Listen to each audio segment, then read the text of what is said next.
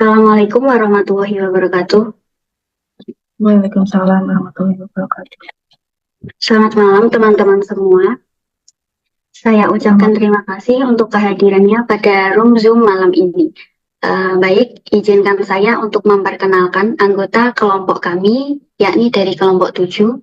Pertama ada saya sendiri dengan Eva sebagai moderator. Kedua ada Mbak Elsa, Mbak Zevanya, Mbak Trisna, Mbak Nur Apita. Baiklah, kami di sini akan mempresentasikan mengenai artikel kesehatan tentang rokok. Oke, kalau begitu izinkan kami untuk mempresentasikan. Silahkan untuk pemateri bisa memulai untuk menjelaskan materi yang akan dipresentasikan malam ini. Langsung saja, di sini saya akan mempresentasikan atau memaparkan artikel kesehatan tentang rokok. Bisa di slide selanjutnya, Mbak.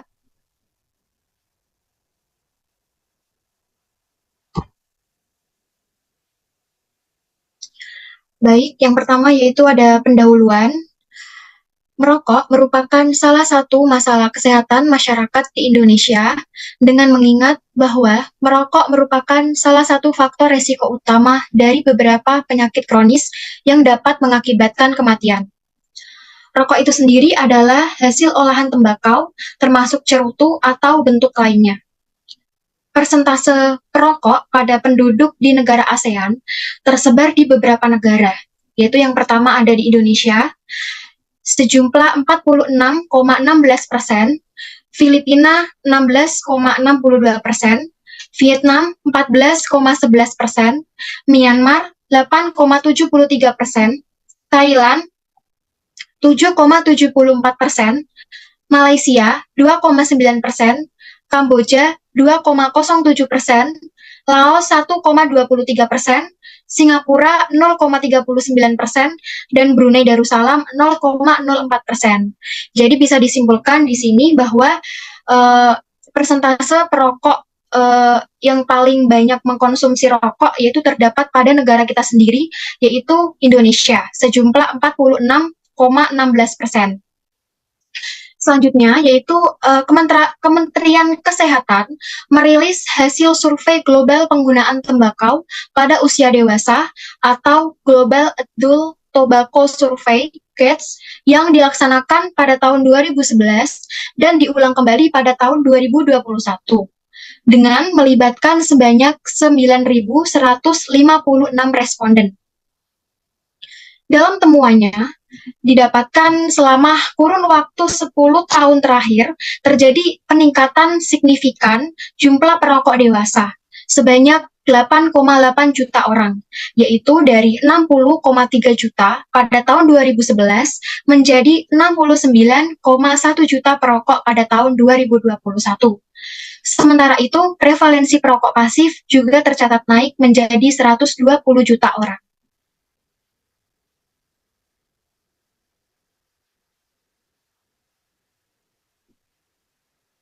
Nah, selanjutnya ada kandungan dalam rokok.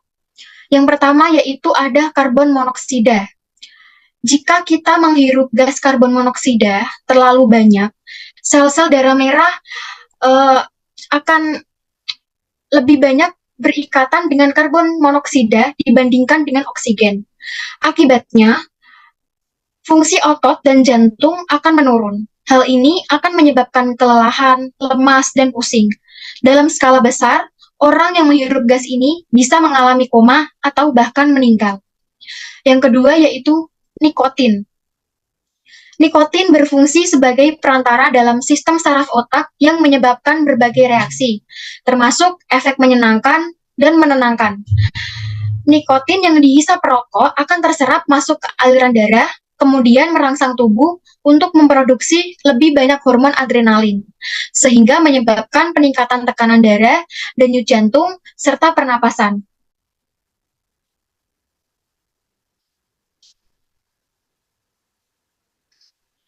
Selanjutnya yaitu tar. Pasti kalian tidak asing mendengar ini kandungan yang tar ini, karena kandungan tar ini mengandung kandungan rokok yang bersifat karsinogenik. Karsinogenik itu zat yang menyebabkan pertumbuhan kanker, seperti itu. Timbunan tar ini beresiko tinggi, menyebabkan penyakit pada paru-paru seperti kanker paru-paru dan emfisema. Tidak hanya itu, tar akan masuk ke peredaran darah dan meningkatkan resiko terjadinya diabetes, penyakit jantung, hingga gangguan kesuburan. Yang keempat yaitu hidrogen cyanida. Senyawa ini bisa mencegah tubuh menggunakan oksigen dengan baik dan dapat membahayakan otak, jantung, pembuluh darah, serta paru-paru. Efek dari senyawa ini dapat menyebabkan kelelahan, sakit kepala, dan mual, hingga kehilangan kesadaran.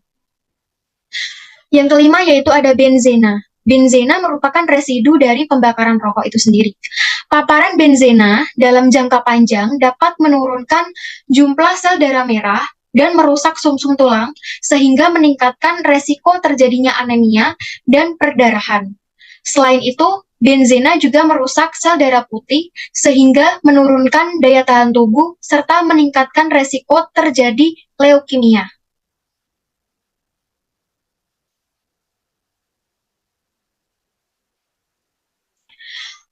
Kandungan dalam rokok yang keenam yaitu formaldehida. Formaldehida yaitu sama dengan benzena, merupakan residu dari pembakaran rokok. Dalam jangka pendek, formaldehida mengakibatkan iritasi pada mata, hidung, dan tenggorokan. Dalam jangka panjang, formaldehida dapat meningkatkan resiko kanker nasofaring. Yang ketujuh yaitu arsenik. Paparan terhadap arsenik tingkat tinggi dapat meningkatkan resiko terjadinya kanker kulit, kanker paru-paru, kanker saluran kemih, kanker ginjal, dan kanker hati. Yang kedelapan yaitu kadmium. Kadar kadmium yang tinggi dalam tubuh dapat menimbulkan muntah, diare, penyakit ginjal, tulang rapuh, dan meningkatkan resiko terkena kanker paru-paru. Dan yang terakhir yaitu amonia. Amonia merupakan gas yang beracun, tidak berwarna namun berbau tajam.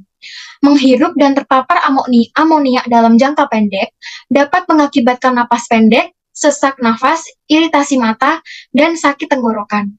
Sedangkan dampak jangka panjangnya bisa menyebabkan pneumonia dan kanker tenggorokan.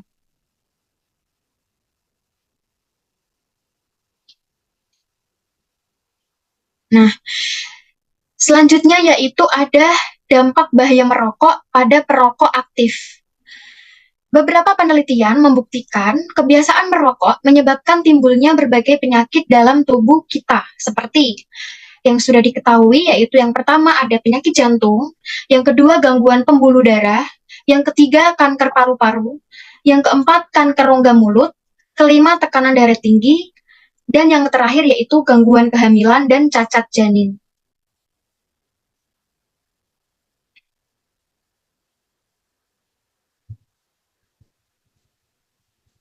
Nah, selain dampak rokok pada perokok aktif, maka ada efek rokok juga terhadap perokok pasif. Nah, efek buruk ini ditimbulkan oleh asap rokok. Umumnya tergantung usia dan kondisi orang yang menjadi perokok pasif, yaitu ada dua. Yang pertama yaitu dampak asap rokok pada orang dewasa, dan yang kedua dampak asap rokok pada ibu hamil. Yang pertama, dampak asap rokok pada orang dewasa. Jika dampak asap rokok pada orang dewasa sering menghirup asap rokok dapat meningkatkan resiko terkena kanker paru-paru sebanyak 20-30%. Jadi lumayan tinggi ya teman-teman. Nah, selain itu, perokok pasif juga lebih beresiko mengalami berbagai penyakit seperti terosklerosis, penyakit jantung koroner, serangan jantung, stroke, dan tekanan darah tinggi. Yang kedua yaitu dampak asap rokok pada ibu hamil. Wanita hamil yang terpapar asap rokok pasti beresiko lebih tinggi mengalami komplikasi seperti keguguran, kelahiran prematur, atau bayi terlahir dengan berat badan yang rendah. Hal ini terjadi karena zat-zat berbahaya pada asap rokok seperti nikotin dan karbon monoksida dapat terbawa oleh aliran darah dan diserap oleh janin. Semakin sering ibu hamil menghirup asap rokok setiap harinya, semakin tinggi pula resiko komplikasi dan gangguan kesehatan yang dapat terjadi.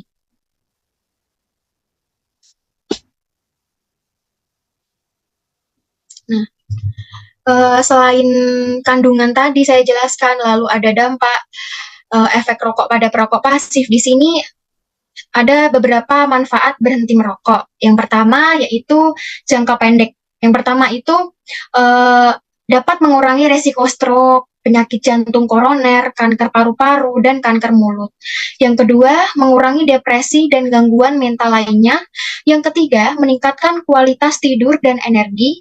Yang keempat, meningkatkan fungsi pernapasan. Dan yang kelima, memperkuat sistem kekebalan tubuh. Sedangkan dalam jangka panjangnya, yaitu yang pertama, menurunkan resiko kematian dini. Yang kedua, meningkatkan kesehatan jantung dan paru-paru. Yang ketiga, meningkatkan kesuburan.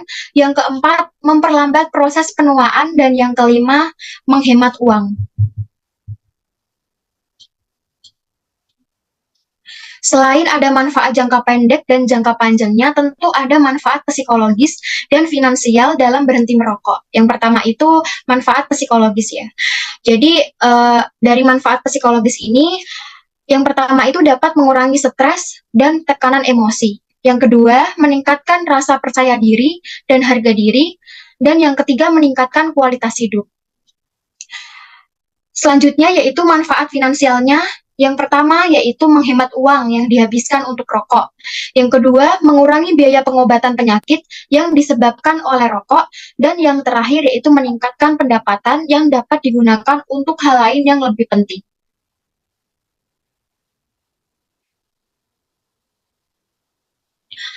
Strategi berhenti merokok. Nah, di sini ada beberapa strategi. Yang pertama itu kita meningkatkan kesadaran dan keteraturan perilaku. Gimana sih caranya?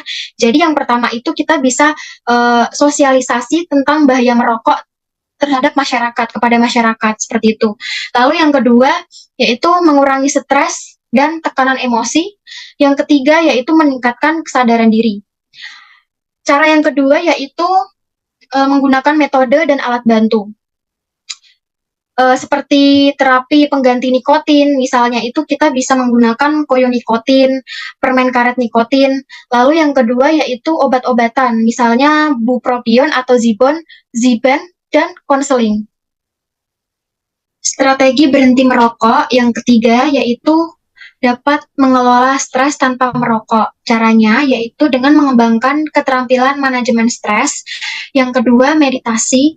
Yang ketiga, teknik relaksasi seperti breathing deep, progressive muscle relaxation, dan visualization. Yang keempat yaitu tips dan trik. Yang pertama, mengembangkan hobi baru. Yang kedua, menghindari pemicu yang membuat Anda ingin merokok dengan olahraga. Dan yang ketiga, mengembangkan keterampilan makanan seimbang.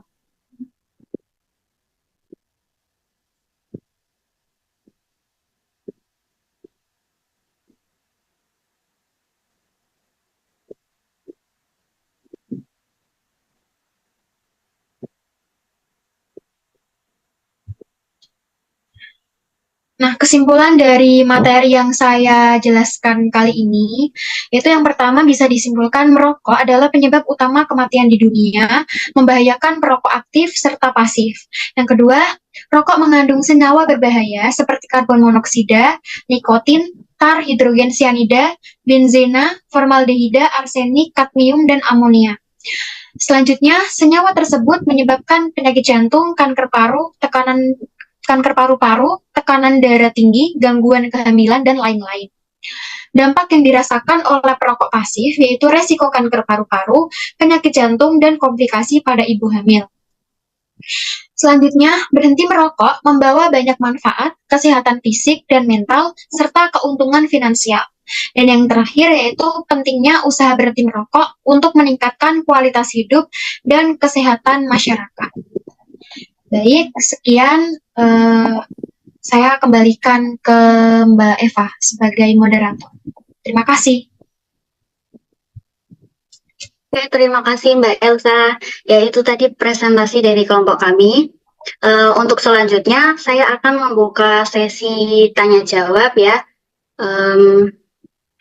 Baik, silahkan dari teman-teman dari kelompok lain.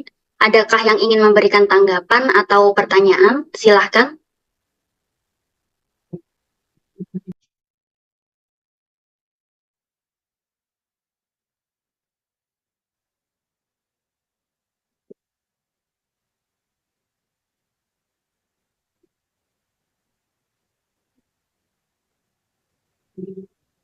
Oke, Mbak Sihera, silahkan.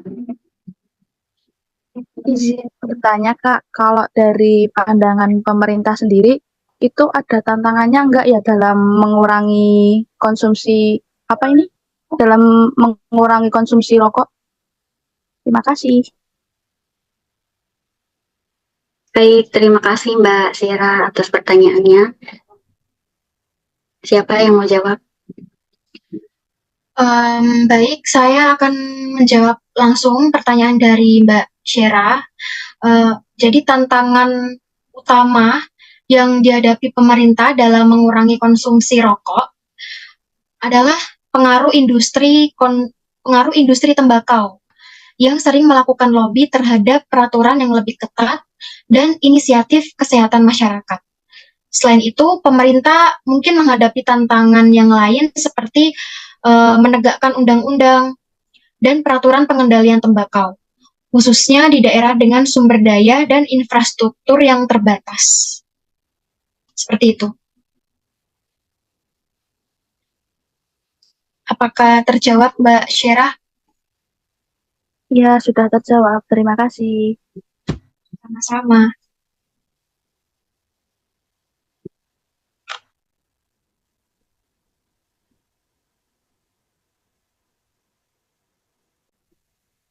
Oh, baik. Mbak Fadila, gimana pertanyaannya? Silahkan. Izin bertanya, bagaimana cara efektif untuk menghentikan kecanduan rokok? Baik, saya langsung menjawab ya Mbak Fadilah. Yang pertama itu kita bisa membuat tujuan kita berhenti, gimana kayak alasan kita untuk berhenti merokok itu apa? Seperti itu ya. Yang pertama itu. Lalu yang kedua itu menghindari pemicu kebiasaan merokok. Jadi kita menjauhkan diri dari situasi yang dapat memicu misalnya Anda kembali merokok, seperti berkumpul dengan sesama perokok atau mengkonsumsi kopi serta minuman beralkohol. Lalu yang ketiga itu mencoba konseling dengan bantuan psikolog sebagai cara efektif berhenti merokok. Yang keempat, selalu katakan tidak pada rokok. Yang kelima, lakukan antisipasi gejala putus nikotin. Yang keenam, membersihkan rumah secara berkala. Kan kita bisa membersihkan kayak pakaian, spray, karpet yang itu tuh mengandung aroma rokok. Seperti itu. Jadi membersihkan rumah secara berkala minimal 1 minggu sekali. Seperti itu. Lalu yang terakhir itu bisa dengan mencoba terapi pengganti nikotin yang saya jelaskan tadi, bisa dengan koyo nikotin, permen nikotin, seperti itu untuk yang bertujuan untuk mengatasi rasa frustasi dan meredakan gejala putus obat yang sering dirasakan saat berusaha berhenti merokok. Seperti itu Mbak Fadila. Apakah terjawab? Baik, terima kasih.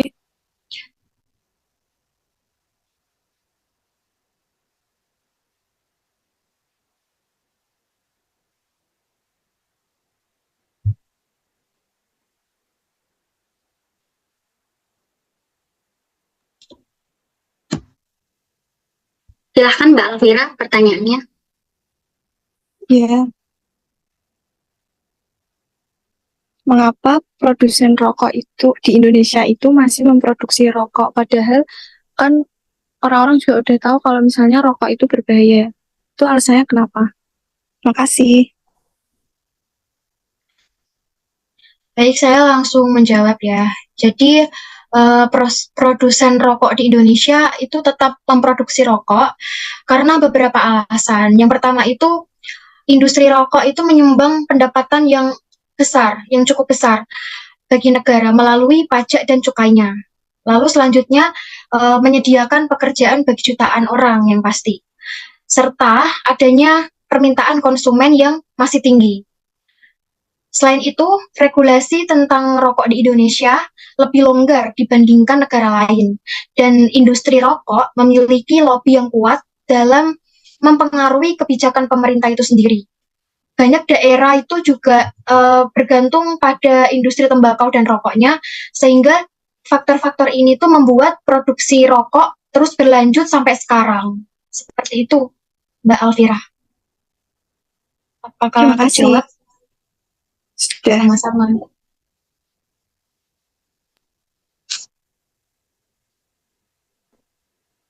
Berikutnya Mbak Alif, silahkan masa pembaca. Izin bertanya, kira-kira siapa yang paling mungkin menjadi kecanduan? Saya ingin langsung menjawab pertanyaan dari Mbak Alif. Kira-kira siapa yang paling mungkin menjadi kecanduan? Ya kan, Mbak? Ya, Jadi tuh siapapun yang mengkonsumsi rokok itu beresiko menjadi kecanduan. Karena kan sudah diketahui sendiri bahwa di rokok itu ada kandungan nikotin. Yang saya jelaskan tadi kan, nikotin itu kan yang memberikan kecanduan dalam merokok, seperti itu. Nah, penelitian menunjukkan bahwa merokok kemungkinan besar akan menjadi kebiasaan selama masa remaja. Semakin muda seseorang ketika mulai merokok, semakin besar kemungkinan dia menjadi kecanduan nikotin. Seperti itu. Apakah terjawab? Iya, terjawab.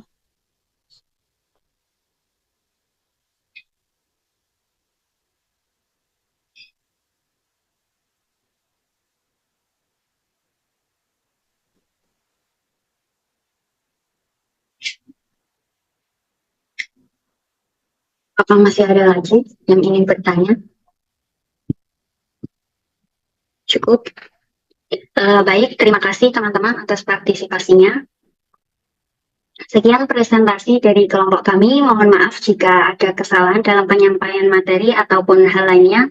Sekian dari kami. Selamat malam. Wassalamualaikum warahmatullahi wabarakatuh. Waalaikumsalam warahmatullahi wabarakatuh.